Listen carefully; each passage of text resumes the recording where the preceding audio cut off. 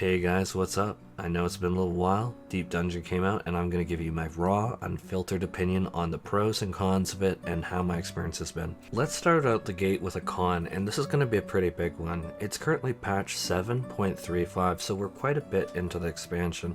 This is intended to be leveling content, and while I do realize that Dawntrail has had a lot of players that have fallen off that are going to come back to the game and eventually be able to level their characters through this content, which again I do think is great and I do think will be utilized because I do believe with 8.0 that a lot of people will be coming back for sure.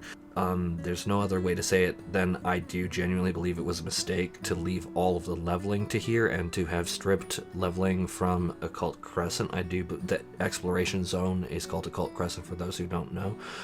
So I do think that that's a pretty heavy-handed loss. However, reports that I'm getting back from people is that people are enjoying using this for leveling, and so I think that that is a pretty big W.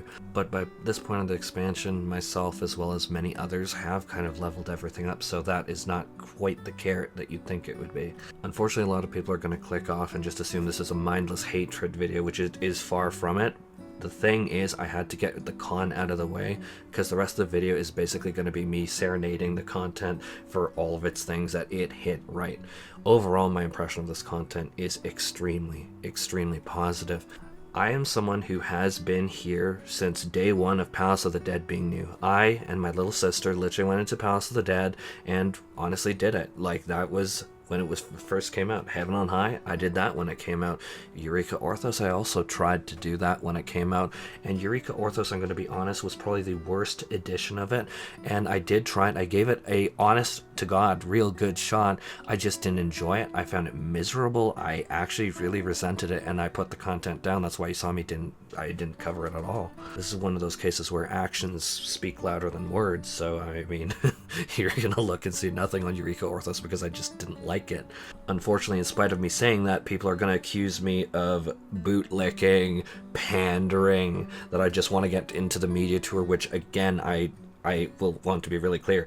Given what's going on in my real life, I might not even be able to go to the media tour even if I'm invited again. So please don't put that in my mouth. I'm like telling you like the legit truth. Eureka Orthos was so awful to me. Whereas this deep dungeon, everything I'm about to say is like legit my feelings. For the story, I was immediately bought in, and I know that I'm going to say something really spicy here, but this little story for this deep dungeon got me more invested than most of Dawntrail. There are parts of Dawntrail, like I do believe that the most recent MSQ with 7.3 was very, very good. 7.2 and 7.3, the game is taking a much more positive direction. I'm not going to get into spoilers here, and I'm going to try to not spoil the story of the deep dungeon. Tie back to Shadowbringers is amazing. They did a lot of detail. There is definitely tension between the characters as you are here in this map that the new deep dungeon is on. Like, you can tell that there's like racial tensions even between the Fwoth as well as the Pixies. It's very interesting. I actually found that there was more how to say it? There was more political tension in like this little bit of writing than most of Dawntrail. Oops, did I say it? But I said it. I found the writing was just fantastic for this. Whoever did this did a bang-up job. Beautifully written. First is fantastic. Obviously, Faya Ul is amazing. I'm very happy to revisit this part of the content, and it felt really wrong going and not really having tie back to Faya Ul or any of this because it was such a monumental thing in Shadowbringers. Banter between characters, quick, clever, witty, clear emphasis on continued strain in relationships between the various groups in Ilmig, Fwoths versus Pixies, lots of prejudice, lots of simmering unrest felt here, more than Dawntrail. Now let's talk about the deep dungeon itself. So all the deep dungeons up until now have literally felt like a dungeon. It's been very dark, gloomy, and like, you get that. It's had that vibe. And something I personally dreaded was that kind of vibe. And so, thank God, this is not a dark dungeon. It is incredibly vibrant. It's colorful, light. There's so many different environmental factors to it as I went through everything. And you probably see it in the footage. I found it deeply refreshing. I cannot stress enough how different this feels versus other deep dungeons, and I am so thankful for it. Like, when Eureka Orthos came out, again, I'm like, yay, the Allegan theme, and it's dark, it's kind of depressing, it's kind of gloomy. There was no tie-in for me personally. I was just very Another thing is the music is obviously fantastic. They did a bang up job as always, and the tracks here are excellent. They're unique, and I really liked it. It was really great.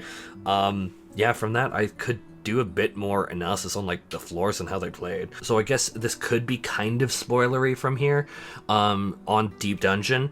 So floor, the first few were like very beginner friendly. They were very, very appropriate. Like unlike Eureka Orthos, you're not really worried about getting one shot here. Like I literally chain pulled and grouped up mobs and did AoE, and it was incredibly unpunishing, and that's with no Aether Pool at all. I have no idea how with Aether Pool it would just probably just all melt. I've really had no problem. And the aesthetic, again, very vibrant, very nice. Floor 11 to 20, you get more of a tie into the story. There's spider webs everywhere, Sin Eaters start appearing. There's a very drastic tone shift in the environment. The enemies are also totally different. They did a great job throughout all of this content. The enemies feel different. It feels like they get creepier and scarier, and everything just gets more appropriate to what you'd expect. There's a lot of storytelling in the environment, which is always something that I really like. I don't really like it when any form of media tells me what I'm meant to feel in a moment. I would rather you set up an environment and characters and design and like the actions and give me that feeling. Such as with later floors, I absolutely feel that I felt a lot of the impact and the presence and the weight of what you would feel on, say, the 13th, which is like totally random. And like on later floors as well, I feel like a lot of the pressure of like what the people on the first felt, and that's something that I kind of want to, and maybe I'll just put a timestamp for that, because it's like it got me really engrossed. It's just like you're walking through these like ruined cities of the first, and oh my god, there's the Sin Eaters here, and then you get a real presence for how really dangerous things are on the first and what it would be like to be someone there. Like this storytelling through action and through environment is something that I really like. Like on some of the floors, there's like a chameleon and it's invisible, and like if you like approach it very slowly, very carefully, then you can see it. But otherwise, if you don't know that chameleon's coming, you're probably friggin' dead. It was really great. Honestly, I compliment that design. It was annoying as shit to go against, but it broke the mold, and I really liked that, and that's really something that I want. Another thing that I really want to stress is that this deep dungeon feels fair. Yes, there will be floors later on, like at the highest floors, where there's going to be a lot of patrols. That's what you signed up for when you went into content that freaking deep. Like the first floor's incredibly fair. Like honestly, I think that everything is so incredibly fair about this deep dungeon. There is no real gotchas other than like obviously you're gonna need to learn a mechanic. Obviously, like deeper floors are going to be more dangerous, but that's kind of what the game is. Like it's not a free handout all the way. If you wanted a free handout, floor 1 to 30, incredibly, you cannot ask for a more fair, more protected, more fluffy experience than that. Like real talk, you can't.